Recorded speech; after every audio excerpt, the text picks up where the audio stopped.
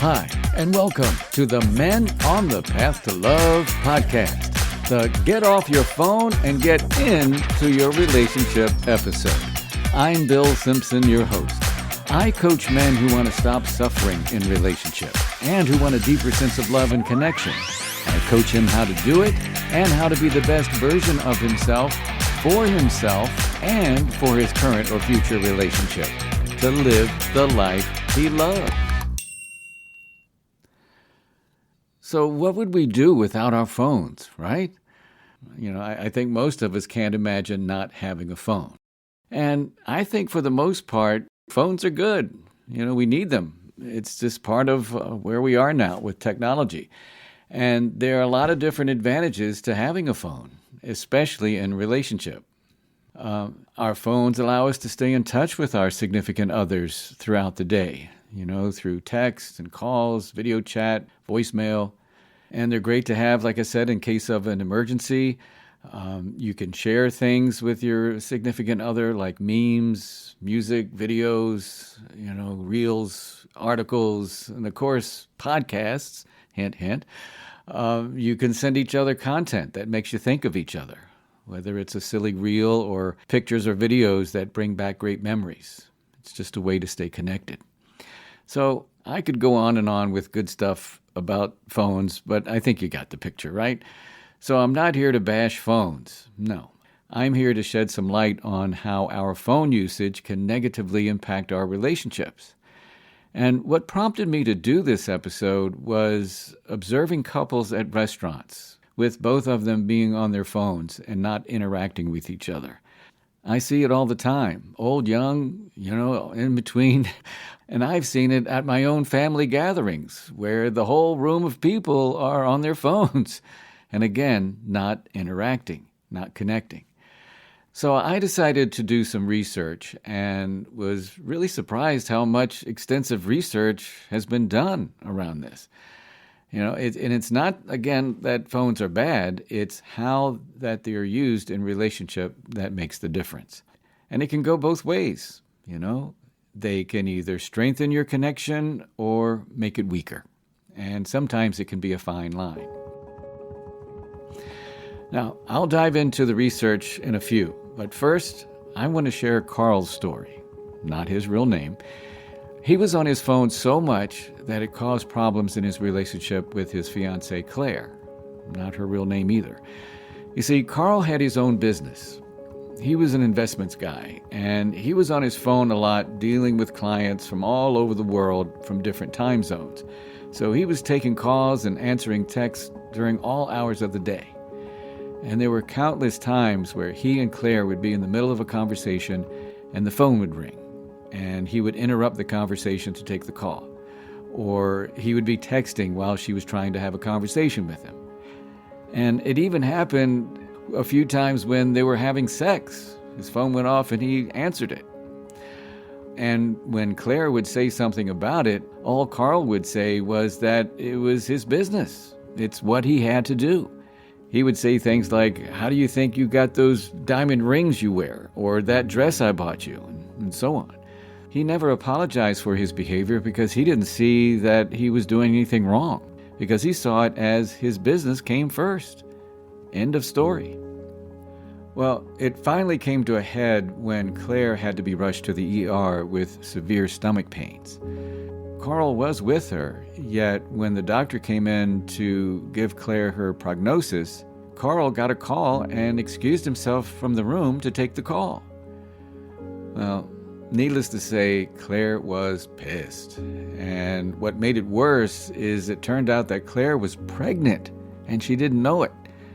Well, when he got back to the room and found out that Claire was pregnant, he got all happy and whatnot, and Claire wasn't having it. And Carl knew he was in trouble. And on the way home from the ER, they tried to talk about it, but Claire was so angry that she decided to table it until she was in a better place to talk, which was a good move on her part. After a good night's sleep and feeling better, Claire approached Carl to have a talk. And the first thing she did was insist that he turned his cell phone off. And he tried to resist, but she was adamant about it. She was like, mm-mm. And he reluctantly agreed. She also asked that he just hear her out before saying anything. And he agreed. He knew he was in deep shit. So anyway, Claire explained how frustrating it was for her and even how disrespectful it felt when Carl would choose his phone call or text over her, interrupting their conversations. And how humiliating it was when he took calls in the middle of them making love. And she told him that in her mind, no client in the world was worth the damage he was doing to their relationship. And if he felt otherwise, that their engagement would be over. She wasn't taking it anymore. Well, this really woke Carl up. I mean, it just hit him like a ton of bricks. And he realized how selfish he had been. He was always taught that as a man, that business came first, being the provider. And now with the thought of losing Claire, it turned his whole outlook upside down. He got really quiet and looked at Claire in the eyes and apologized deeply. He said that she was right, that no client in the world was worth losing what they had, and that he would work on it. Claire was so touched and relieved because she hated the thought of leaving him. Well, to make a long story short, Carl and Claire collaborated to establish boundaries with their phone usage. Claire even admitted that she spent a lot of time on her phone with social media and games, and that she wasn't always present with Carl either. And ultimately, they worked it out. And it's not to say that it wasn't challenging or that they don't violate the boundaries occasionally. It's that they've got a mutual understanding now and that they keep each other in check. And it's all good. So there you go. That's just one way in how we use our phones can negatively impact a relationship. Now, going back to the research I mentioned earlier, I found out that this is a thing, it's called phubbing, which is basically snubbing another person, or your spouse or partner in this case, in favor of your phone. And I had no idea it was a thing. I mean, I knew people did it. I just didn't know they came up with a name, phubbing. Well, anyway, one study found that phubbing increases relationship dissatisfaction as partners feel disrespected, like Claire did, or unimportant, or maybe even undervalued. Another study found that excessive phone use is linked to higher relationship conflict, and with that, lower relationship satisfaction, especially when one partner perceives the other's phone use as intrusive or just too much. And in that same study, they came up with a term called technoference. In other words, technology interfering with real-life interactions, which can lead to arguments, resentment, and feeling emotionally disconnected. Here's one I found that said that excessive smartphone use is linked to decreased intimacy and sexual satisfaction. Yeah, when partners prioritize screen time over FaceTime or skin-to-skin time, well, it can certainly lead to a loss of physical and emotional intimacy. And one more study found that when one partner feels ignored due to phone use, that they may withdraw emotionally, leading to feelings of loneliness, frustration, and disconnection. And you know where those feelings could take you, right? So, like I said, there's a lot of research out here. And you may think that, it's no big deal, phones, yeah, so what, everybody does it. Well, obviously, it's serious if all this research keeps showing it. And frankly, you may be in denial, right? Yeah, so I'm asking you to take an honest look at yourself and see if you're guilty of phubbing. And then think about your spouse or partner's phone behavior and see if there's some truth in that it could be interfering with your connection or your relationship. Now, the question is what to do about it. And before I get into all that, I want to say that this isn't a man thing, you know? I mean, it goes both ways. Men and women, doesn't matter. We all can be, sitting with our spouse or partner, and instead of connecting, we get caught up in doom scrolling, texting, checking notifications, and, just being attached to our damn phones, okay? All right, so we're probably all guilty of this at some level. So what can we do about it? Well, I've got some tips for you to help you get a grip on how to get off your phone and into your relationship. First is to talk about it. Have an open and honest conversation. Without pointing any blame at one another, just try to come to a mutual agreement that you'd both like to be on your phones less and connect more when you're with each other. And don't do that whole tit for tat thing, like, well, if she's on her phone, I'll be on mine, No, come to a mutual agreement. And once you do, then you're off to a great start. Now, remember, if you want your spouse or partner to be more present and not be distracted by their phone, you have to model it. Show that your relationship is more important than being on your phone. And if you're not sure if your phone use is impacting your spouse or partner, just check in and find out. Just ask. And this helps you to be accountable, show that you're paying attention, and have a better understanding of where she's coming from.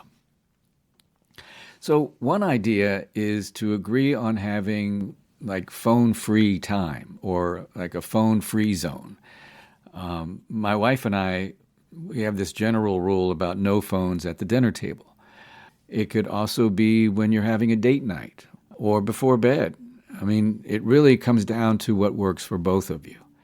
And the research suggests that phone-free quality time improves relationship satisfaction and emotional connection. I would think so, right? Yeah, of course. Now, make sure that when your spouse or partner is talking to you, that you pay attention. Yeah, man, don't be looking at your phone going, yeah. No, put your phone down, man, and make eye contact with her and listen to what she has to say. And it goes both ways. Expect the same from her. Make sure that she's really connecting instead of looking at her phone when you're trying to talk to her.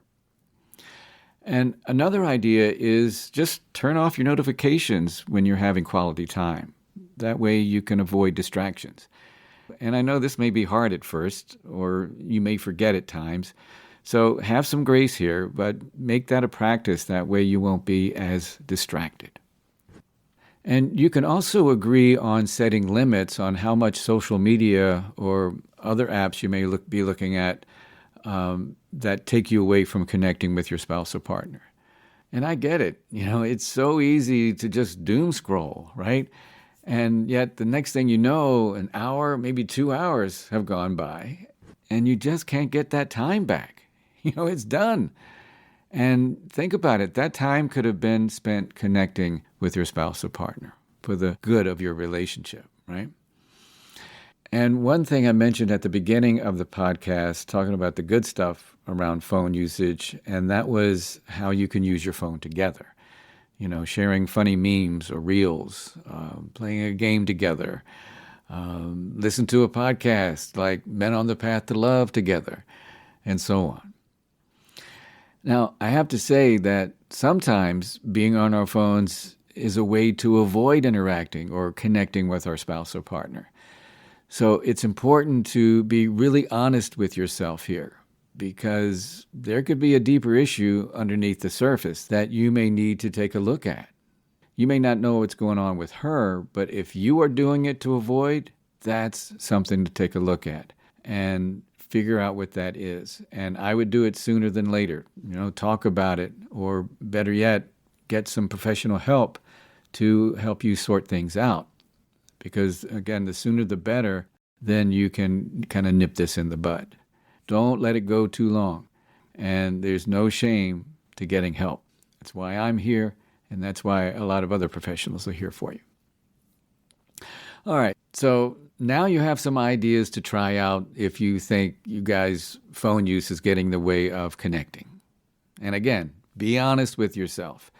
It may be a lot easier to be on your phone than to really connect with your partner or spouse. But let me tell you, it's far worth the effort in the long run of your relationship. Otherwise, you are risking drifting apart and becoming strangers because your phone got in the way. Your phone became more important. You were phubbing. So get honest and think about it, all right? All right. I'm going to close this episode with a quote from Oprah, which is kind of a modern take on the Buddhist monk Thich Nhat Hanh's quote. And she's right on point. She says, quote, "The most precious gift you can give someone is your undivided attention.